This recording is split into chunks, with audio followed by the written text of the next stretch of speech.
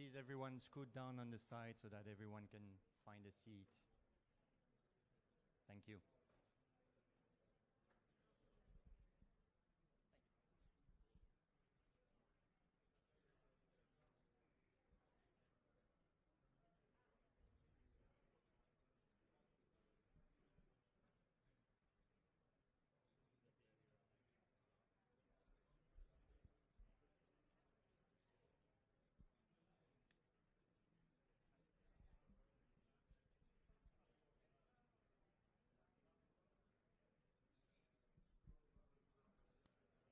Good afternoon. I'm Michel Goemans.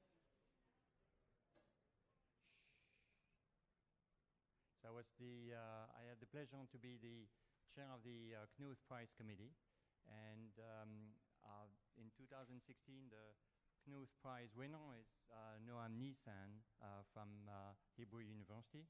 He received the plaque and especially the check last night at the business meeting. So today, Noam will give the Knuth Prize lecture on communication in markets, and I guess linking communication complexity with the problem of finding equilibrium prices in markets, and that has been a signature result throughout his career of bridging two seemingly quite different areas. So please join me in congratulating Noam on this Knuth Prize 2016. And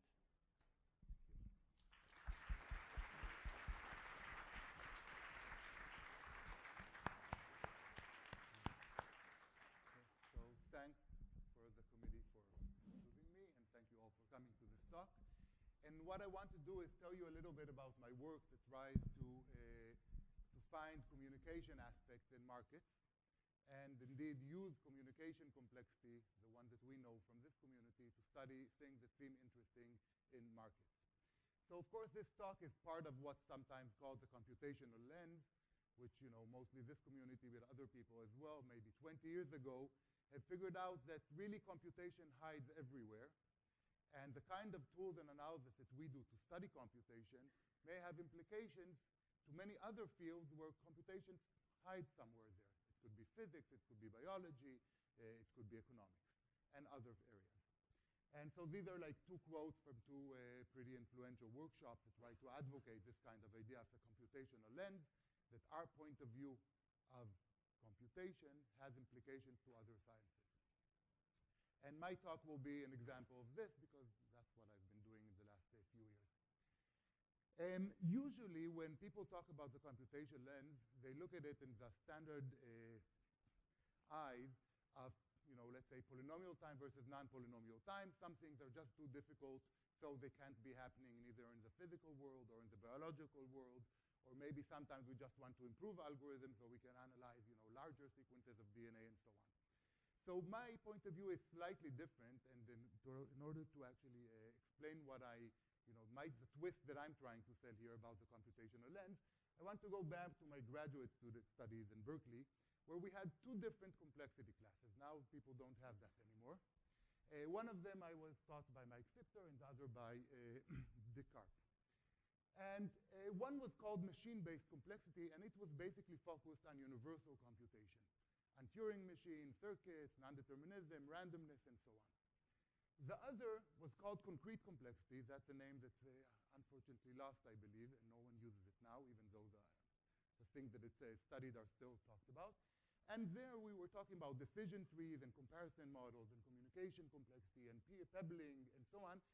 A lot of different concrete models of computation that are not universal. You say, these are the rules of the game, and now let's try to analyze problems under these rules of the game.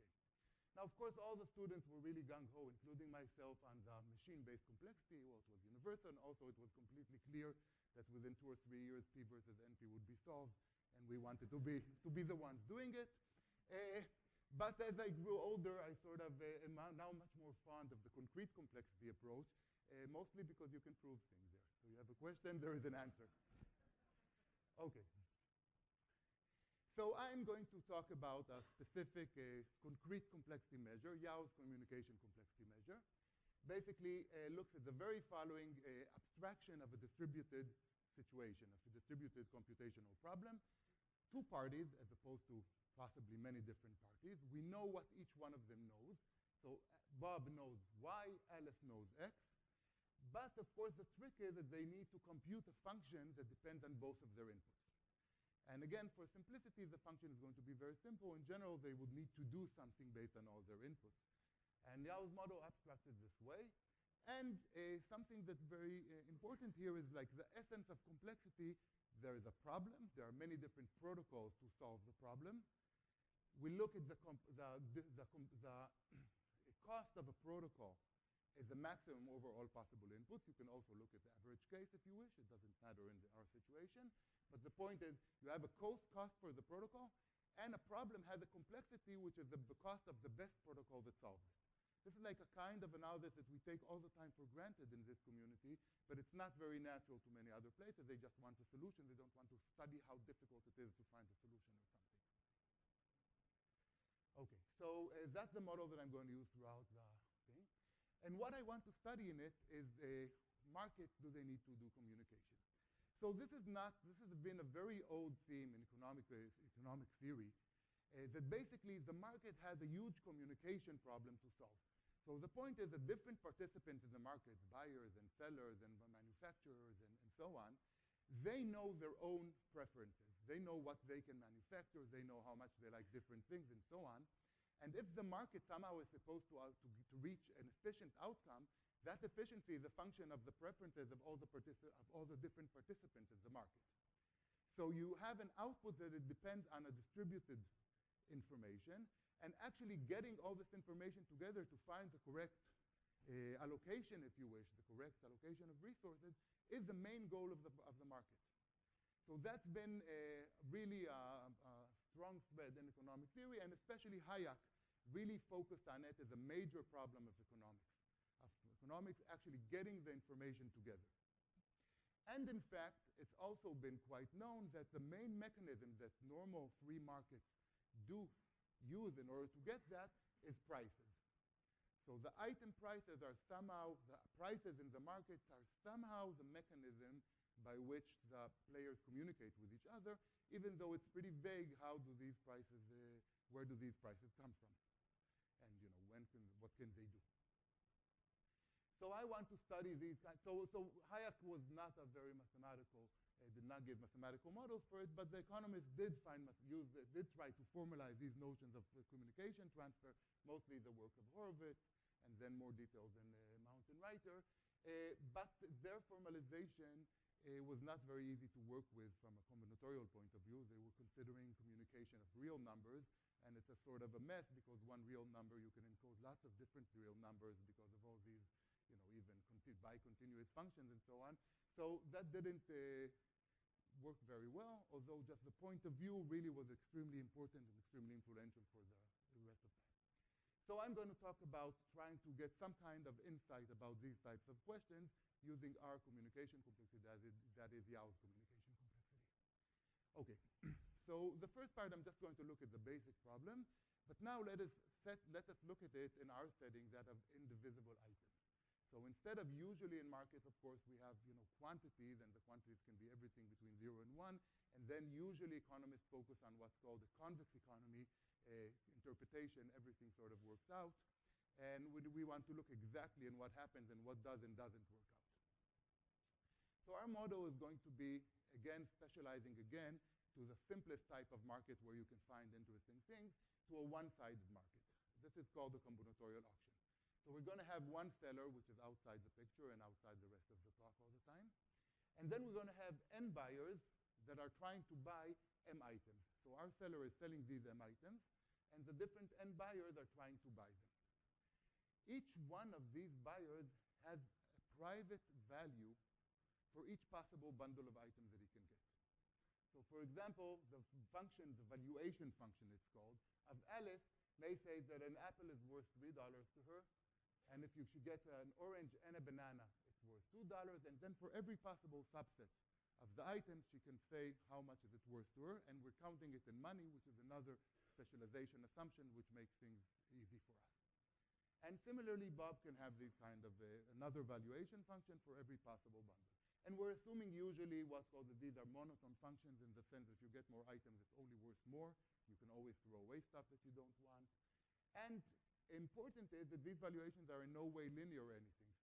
So Alice, for example, said that the apple is worth $3 to her, while the orange and banana is 2. But if she gets all 3 of them, then now maybe she can make a nice fruit salad, and that's worth 9. So it can be more than the bundle, or it can be less. For Bob, it's less because he doesn't know how to make fruit salads. So, okay. So this is our setting. And there are many possible, generally, intuitively, the kind of goals we would like to do is, okay, this is the market. We'd like to allocate all the things in the market in the optimal, in the efficient way.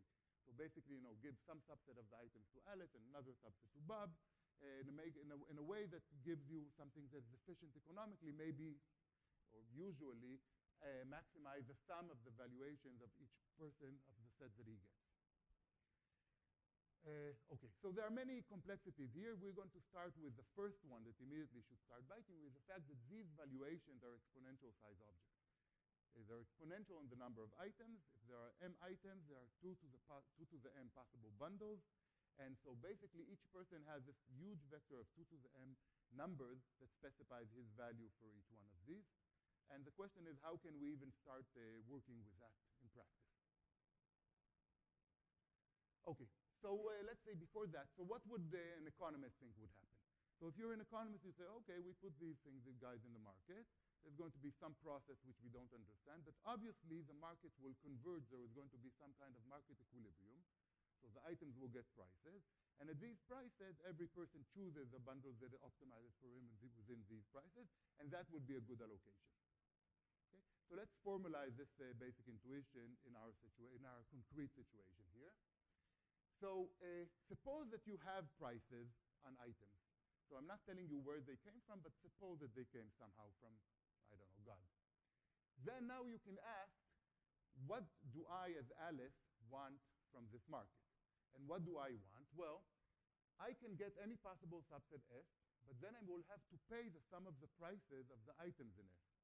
So my net utility, if you wish, would be the value of a subset minus the sum of the prices in that subset. And what I would really want to do as a participant in the market is get the subset of items that maximizes this net utility for me. So this is called the demand of the player, and there could be ties, and let's ignore that. So what would be a market equilibrium in this notion? A market equilibrium would be a partition saying what does each one of the players get, and some set of prices on the items, such that magically, each player gets exactly the set that he wants. So what's so magical about it? What's magical about it is that these different sets are a partition of the items. That somehow what I want and what you want exactly matches up so that all the items are allocated between us and not both of us want one thing. Okay? So that's really a magical kind of thing.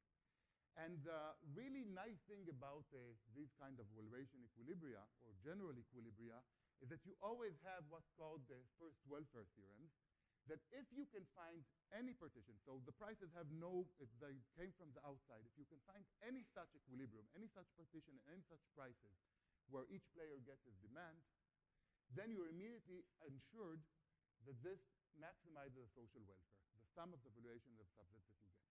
So getting an equilibrium will indeed solve your problem, your goal of maximizing the total welfare of the players, of the society, if you wish. Okay, so one thing, this theorem is really a trivial lemma. This is like the easy part of linear programming duality. So it's really something you can go home and prove in 10 minutes. Although I think it's quite magical if you look at the statement of it, because the prices here do not appear in the body of the problem, if you wish. So there are something we sort of introduced, and yet if we get that, that helps us to find an equilibrium. Okay, so where do we get these amazing prices to get some kind of equilibrium? So here's the natural, if you wish, Tatumen process, the natural Tatumen, like a price adjustment process that you would expect to work if you were an economist. And in fact, in our situation, here is the algorithm. So we're going to start with prices that are all 0. And we're continuously going to ask players, okay, suppose that these are the prices, what do you want? So naturally, if all the prices are zero, everyone will want everything because it doesn't have to pay anything, and then there will be lots of collision, so some items will be over-demanded. So if you have an over-demanded item, which means that more than one player wants to buy it at this price, let's just increase the price a little bit. And let's keep on doing that until at a certain point, every item is only demanded by one player, and then we're extremely happy. Okay? And now, this would seem to work, but there can be some problems in this. So the main problem is it's possible that if I increase the price of item 1 a little bit, then suddenly the player that wants it doesn't want item 2. And now no one wants item 2, and we're not getting a partition because some items are just left there with high prices, and that would not give us optimality. So that can happen. But for a specific subclass of problems called gross substitutes, which we don't need to, which the definition is what makes this algorithm work, basically. This algorithm works. Okay, so this is like the natural thing you would expect from as an economist. And the thing that's really, interesting, I think, from the point of view of computation is the following. This algorithm is sort of polynomial. So this is polynomial in the delta. It's maybe a pseudo-polynomial approximation scheme or fully polynomial approximation scheme. Polynomial also in the delta, but definitely also in all the other parameters. So this is very fast, and there are other algorithms that don't even need to do approximation. If you are in the gross substitute regime, you can actually find the optimal allocation with polynomial communication. So we have something here that uses only polynomial communication, even though these are valuation functions that are exponential size objects. So we don't need to transfer on the information. We have a sublinear time algorithm, extremely sublinear time algorithm, polylogarithmic in the size of the input, and this is quite amazing. So by the way, to actually completely understand that this is like logarithmic in the input size, you need to also count how many gross substitute valuations are there. And luckily enough, something in the 70s, Knuth has answered that question, has counted these objects. Well, really counted rank functions of polymetroids, but these turn out to give you some gross valuation functions. So we know that there are exponentially more possible valuation functions of the communication that you need to describe them, or doubly exponentially more than communication. So this is really the kind of good result that you would want, that even though the input is so huge, really markets can do the kind of trick and give you a good allocation. And of course, as computer scientists, we say, okay, gross substitute makes this algorithm work. What about other things that make other algorithms work, maybe? So the main question is, can you find a good protocol, good algorithm, just in the sense of communication now, for general valuation? Is that possible or impossible? So some things are known. So it's known that you're not just going to be able to use this kind of notion of equilibrium, because it's known that beyond the gross substitute valuation, there is not going to be a Walrasian equilibrium. On the other hand, there are protocols that are known to work for every possible valuation. So are types of ascending auctions with more complicated pricing rules that work in general, but they are not polynomial communication. They are nice ascending auctions in some sense, but from our point of view, they require exponential communication. And the question is, can you generalize that or not? And that sort of basically goes to the basic question of whether the fact that economists talk about convex economy, how important is the restriction of being a convex economy from a computational point of view? Can you generalize that to general economies? Or you must be in a convex regime? So gross substitute is really the equivalent in our discrete setting to what would be called the convex economy. So that's the kind of questions that we ask. And it turns out that with the kind of tools that we have, that Yao gave us, you can prove a lower bound. So the theorem that I proved with Ilya Segal was that in general, finding the optimal allocation even between two players requires exponential communication. And one of the interesting things is that this is also a code non-deterministic result. What do I mean a code non-deterministic result? If you want to show so one of the interesting things about prices, they can be viewed as a proof that a certain allocation is optimal. Because we said once you have prices and allocation, that shows that it's optimal. So that's a short proof of optimality. And this shows that you can't even have these kind of short pricing schemes that would prove optimality. Not only can you not find them, but it's impossible to have short pricing, few prices that somehow settle the market. Okay? And so I'm going to have one proof in this talk, so let me give the proof because it's a very easy one. So of course we're going to use the fact that we're going to reduce from things that we know are hard, and we're going to use the disjointness function, so on strings that are much larger. So the disjointness problem, and the nice thing is, of course, this community knows that it's difficult, that the amount of communication you need to decide whether two strings are disjoint or not is basically linear in the size of the string. So Yao already proved that in his original paper on communication complexity, and now we also know that for randomized communication, which is much more complicated and so on. So we're going to show that finding whether two valuation functions, finding the optimal allocation between two valuation functions, basically is equivalent to testing whether two exponentially larger strings are disjoint or not. And if you could do, and that we know is already hard, and which means that the original thing was difficult. Okay, so here's a reduction. So what do we need to do? We're given two strings, two Boolean strings, each one of length exponential somehow. And we need to show, we want to know whether they're disjoint or not, and we're going to do it via simple reduction. That's what we do in computer science. So we're going to build from X a valuation V for Alice, and from Y a valuation V for Bob, V Bob for Bob, with the following property, that if the X and Y were disjoint, then the optimal allocation would have value 1. But if they were not disjoint, if there was an index where both of them had the 1 bit, then there's going to be a location with value 2. And that would show that it's difficult to figure out which of these two cases is. So what would the valuation, how would we construct these valuations? So basically, all large sets for each one of the players are going to have value 1. So large sets more than half the items. All small sets are going to have value 0. So all the action is going to be on the middle layer, where Alice gets some m over 2 items, and Bob gets a complementary set of m over 2 items.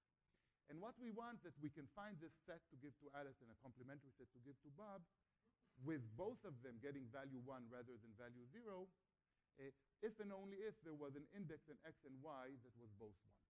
So how do you do that? So basically, the value of Alice for a set S, okay, is going to be, well, let's look at all the sets of size exactly m over 2, just organized in one long string of length m choose m over 2, which is basically exponential in m. Okay? So basically, the value for a set X is whether X has a 1 bit in the index of S. And we would want to match that. And for Bob, we do almost the same, but this time with the value with the index of S complement, because we want S and S complement to correspond to the same index. So once you have that, it's quite easy to immediately see that if there was an index where X and Y had 1, that index exactly would be a set that Alice gets and wants, has value 1 for, and while Bob gets a complement and wants a complement has value 4. Okay? And that's all the reduction, and that shows immediately that it's a difficult problem in general to finding this optimal allocation. So is this clear? Okay, so now we know a hardness result. As I said, it's also non-deterministic, and you can also do this for approximation, so we know exactly how much you can approximate these kind of things. And the next thing we naturally do if we try to study these kind of things is talk about subsets. Okay, so gross substitutes you can solve. What about more complicated things, and how well can you approximate stuff in the middle? That would be the natural thing that a computer scientist would ask, or a theoretical computer scientist would ask. And basically, in a paper with Danny and Benny Lehman, we basically managed to actually define a whole hierarchy of classes of valuations. So one of them, GS, is a gross substitute for which we saw that the algorithm works, and there's a whole hierarchy of them up to the completely general valuation. And I'm not going to define any of them, except maybe talk a little bit about the class called SM, submodular valuations, basically that are submodular according to the usual definition of submodularity. And one of the nice things about these classes in the middle is that there you can't solve the problem exactly, so there are impossibility results, which requires exponential communication is required, but you can do good approximations. So for example, for the submodular thing, here's a simple algorithm that we suggested, and this is like a greedy algorithm.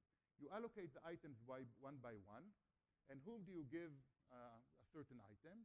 Well, you see how much is it going to help each of the possible parties. So each of the possible parties at this point has some subset of items. And you see, okay, how much are you going to gain by getting this new item? So we're looking at the value of what you already have with this item minus relative to what you already have now without the item. And the guy who wants this the most gets this new item.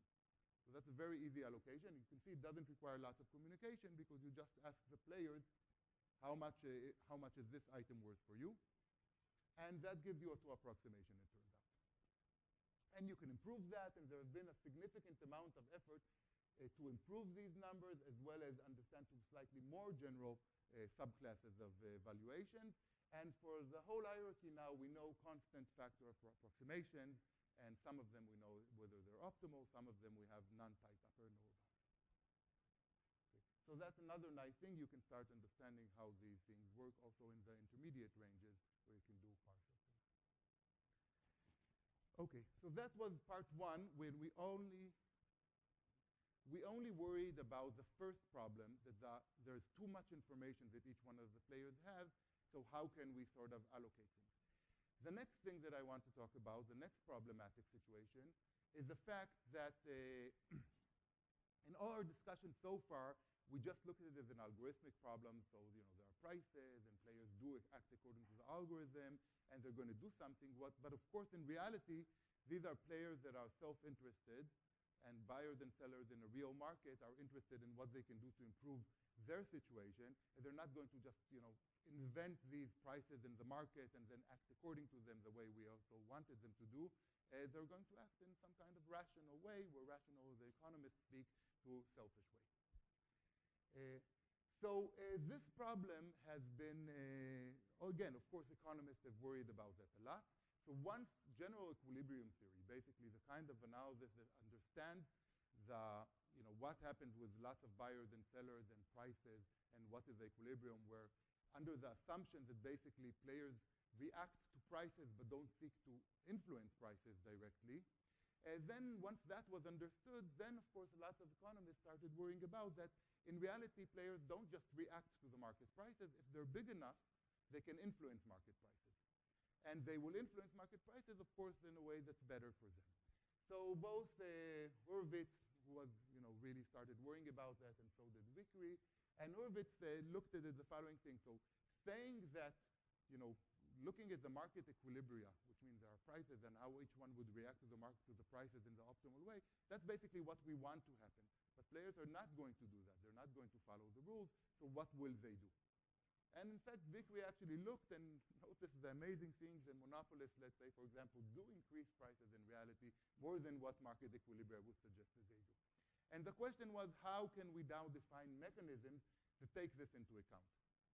Okay, so we want to define mechanisms in a way that people, when they behave according to what they really want, not according to our abstract model of responding to prices, work, happen good economic things. So then I think starting from the work of Vickrey, there was this definition of a mechanism. Now a mechanism, again, is a method. You have input from the players, and the output is some allocation and also some prices. In our situation, let's keep our talking about this combinatorial auctions. So there's still going to be input valuations, output allocation, and prices. But now what we want, that we call it mechanism truthful, and this is like in the sense of dominant strategies, if buyers never lose by really acting according to our model, if you wish, of what they should do, basically following the protocol that we specify according to the real input. In reality, of course, and if we have this amazing property, which most situations don't have, because usually we give them very good reasons to play with whatever protocol that we have in order to optimize their utility.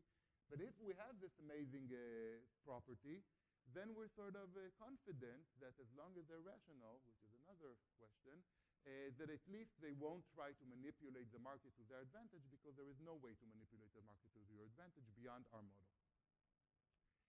And there's one general and very beautiful way to do that, and it's extremely general. So Vickrey first gave that idea, and then it was generalized further, and now we have a very easy understanding.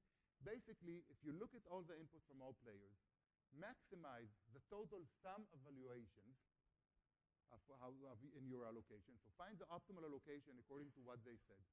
And then charge them not these equilibrium prices, but rather other prices, which basically reflect what's called their externality on the others.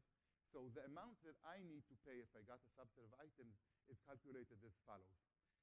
We make the mental experiment. Suppose that I didn't get anything and we just allocated all these items in the optimal way amongst all the other participants in the market. How much happier would they be in sum? And that number is exactly how much I need to pay for my items. And again, it's once you have this idea, it's again a very easy exercise to show that this has this truthfulness property, since basically adding my price externality that I cost to others basically makes my utility equivalent to the utility of society as a whole, and which we already optimize here under the assumption, and everything is perfect. So this is all very nice.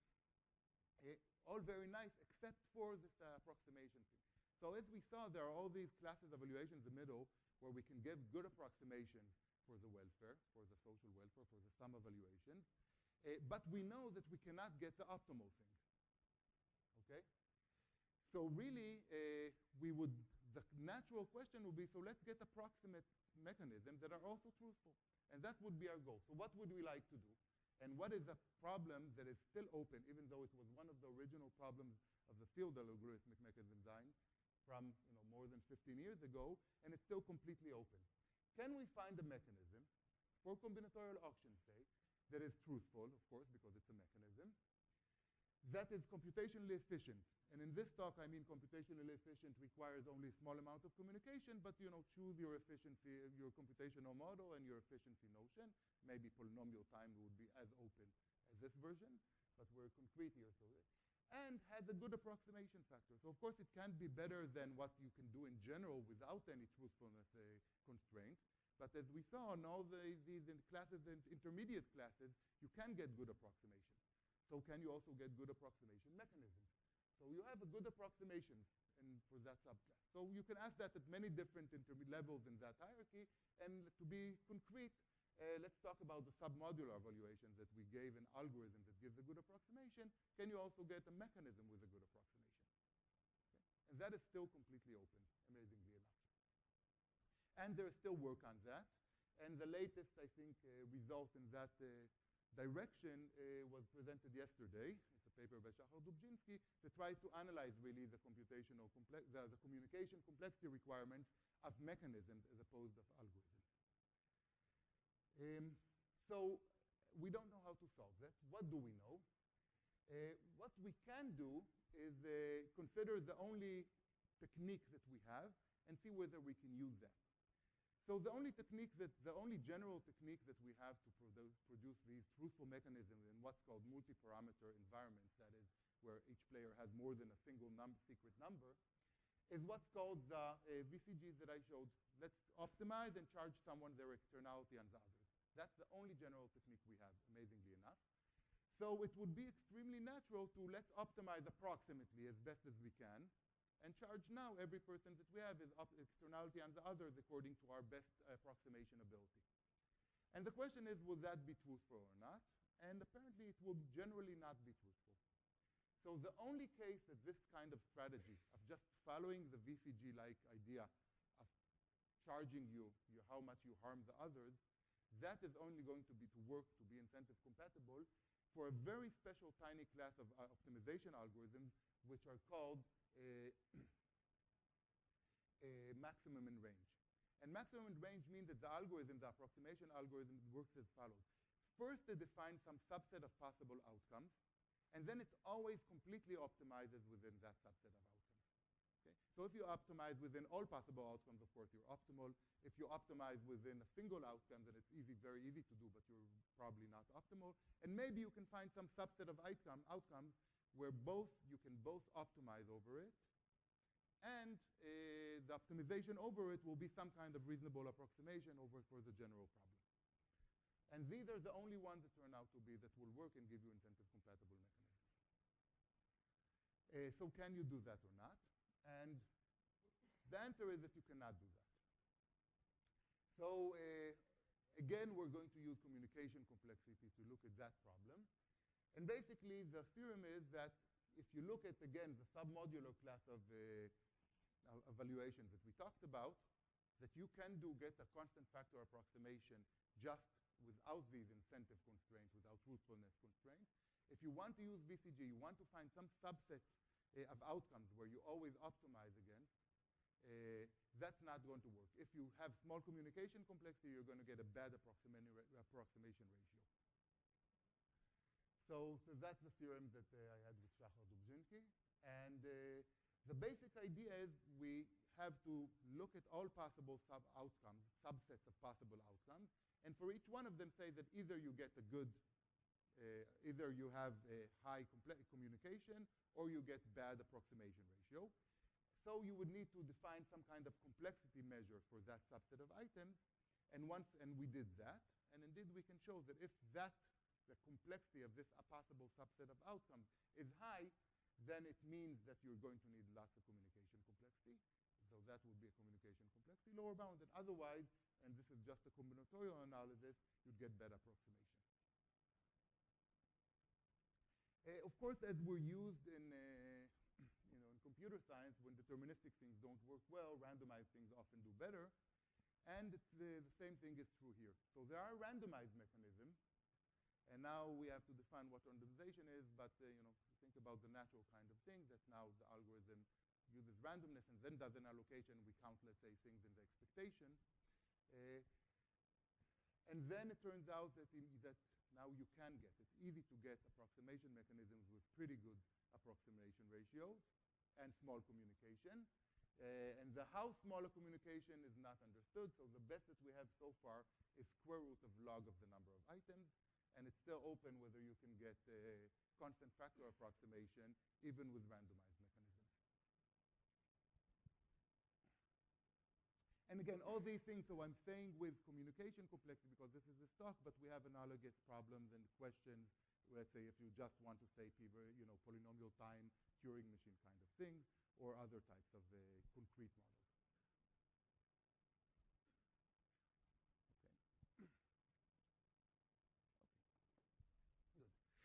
So the last, so I'm continuing the idea of trying to find various different questions in economics and using communication complexity to say something about that. And the last type of question that I want to talk about is the question of communism versus capitalism, or rather central planning versus markets. So if you look at it from the point of view of communication, there's a very nice difference between markets and central planning. And I think Leonard Hurwitz actually said that in the most exact way. If you look at the market, and again, you believe that something like the first protocol that we said that find an equilibrium, then we have lots of interaction between the different players in the market, but the market somehow converges to a good result sort of quickly. So we have interaction and polynomial communication complexity in our language. Okay? This, of course, doesn't happen always, but it happens, let's say, for the subset where you can do approximation approximately, and for the gross substitute case, which is called the convex economies exactly. So that's one thing. Another alternative, if you don't like free markets, another alternative, just from the point of communication complexity you could do is, all the players can just send their information, all their information to the central planner, who then has all the information, does optimization, and allocates everything back. So the second thing is not as good because it uses exponential communication, but it's better because it doesn't have all this interaction. It's just a one-round kind of thing. And that's what Hurwitz pointed out. And Hayek really thought he really advocated this as one of the main reasons why communism cannot work. Because he said, you need this interaction because there is no efficient way to get the information that is dispersed amongst all the populace to a central government so the government can find the correct allocation. And Hayek really believed that was really one of the main reasons, or maybe the main reason, why communism cannot work. And the question we would like to ask is that right? Maybe you can find, so there are issues of incentives here and so on, and what does it mean, central market, which I'm glossing over, but I'm just looking at this communication point of view.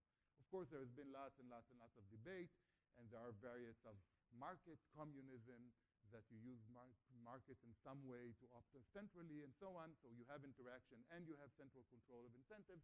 But let's just look at this basic communication question. So the question is really, can you actually get a good outcome? Let's say in the play cases where markets do work well, can you get a good outcome even without all this interaction? Okay. And the theorem that I have with Shachar Dubzhinsky and Sigal Oren is that no, if you have a simultaneous protocol, all players just send information to the central planner who then has to come up with a allocation, then you really cannot do better than a bad approximation factor if you only use polynomial communication. And that is true for the subclass of sub-additive valuation, slightly above submodular, which still, with interaction, you can get good approximations with small communication. So that does show that technically there is something to Hayek's claim that interaction is really necessary for efficiency. So basically that's another kind of thing that you can get, and now these become much more hairier kind of lower bounds, but still something that's done with the natural tools of communication complexity. Okay, so I will finish a bit early, it seems, so lucky for the lunch. And I want to conclude with 3 points. One of them is computational lens on sciences is really a thing. It's good, and you should also consider using it with concrete measures of complexity, which have the advantage that you can have real results, not try to explain to economists that really, well, sort of NP is really different from NP, we just don't know it. So that's one thing. So using concrete complexity analysis is really convenient for the computational lens in economics, and I believe in other situations as well. That really communication does play a significant role in markets, and it's just not just in the intuitive sense, but also if you try to formalize it using our tools, you get that result as well. And I would like to call again to the main open problem, I think maybe in the whole field of algorithmic mechanism design. Can you find mechanisms that are truthful, that have low communication complexity or low computational complexity, and get good approximations where that's possible, just computationally speaking? And that's still open, neither an upper bound nor a lower bound is known. So thank you.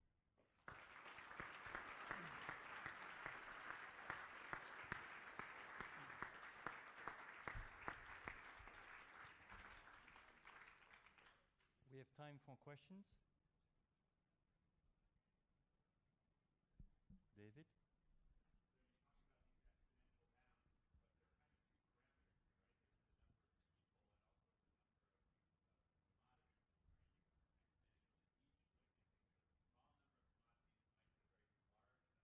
No.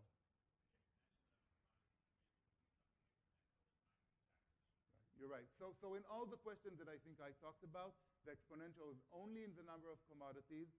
And when you have a small number of, so if you're allowing yourself to be exponential in the number of commodities and want to be polynomial only in the number of people, then dynamic programming would do the trick for most formalizations that we have.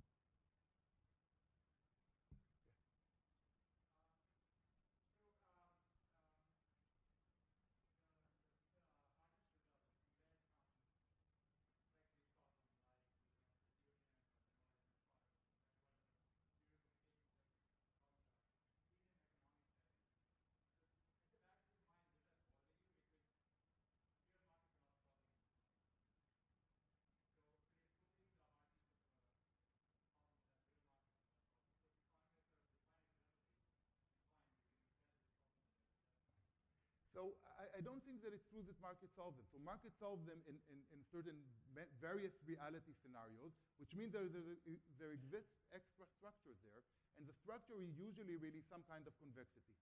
But there are other scenarios where you don't have that convexity structure. For example, actual combinatorial auctions, let's say of the FCC spectrum auctions, where you have indivisible items.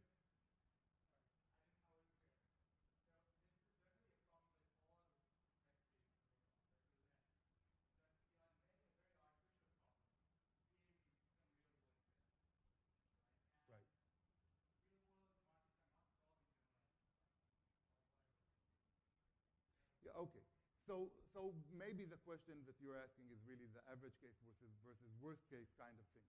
So no, so I think it's right. So I mean, you can look at it in two ways. One of them, for example, disjointed, we have average case hardness results. Not only for the extremely difficult linear ones, which require these very strange things, but we know that, for example, if you have two independent values, two independent strings with a certain cardinality, we know the parameters where that requires a lot of communication. So these kind of things often translate naturally to the distributions on the original side. Now, when things do work out, then basically it just means that as an economist, if you're trying to claim that a certain thing would work, you need to specify what is the extra structure there. Their extra structure may be deterministic, every instance is one of these, or it may be probabilistic. Because this and this are independent, then it should be easy. Okay? So every hardness result basically returns a problem.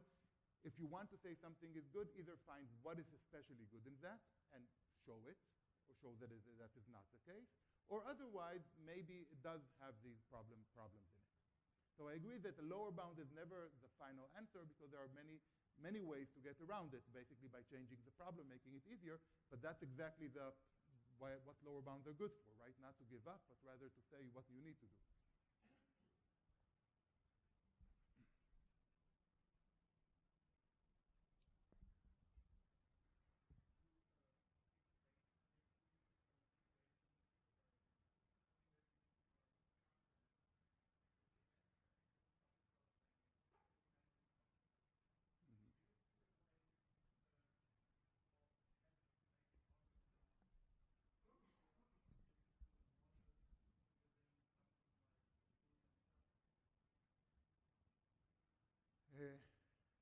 No, so we can always find artificial ways. I don't see a natural connection, I have to admit. So I don't know of anything that's appealing or natural. We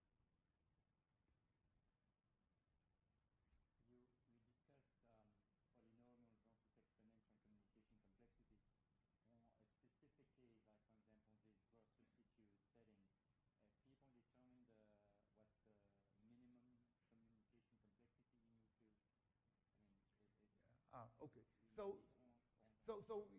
as a complexity theorist, I only made the very gross distinction between polynomial and exponential. But of course, the nice thing about concrete complexity is that you get concrete results. So the lower bounds are, 2 to the 0.73. I mean, you know what the lower bounds are, and you know what the upper bounds are. I don't think that we have like the optimal result, let's say, for gross absolute. We know exactly, whether it's 3 log n or something like that, or 7n squared. I don't think we have the exact optimal thing, but we have pretty good specific bounds. Any more questions? So let's thank Noam Nissen again.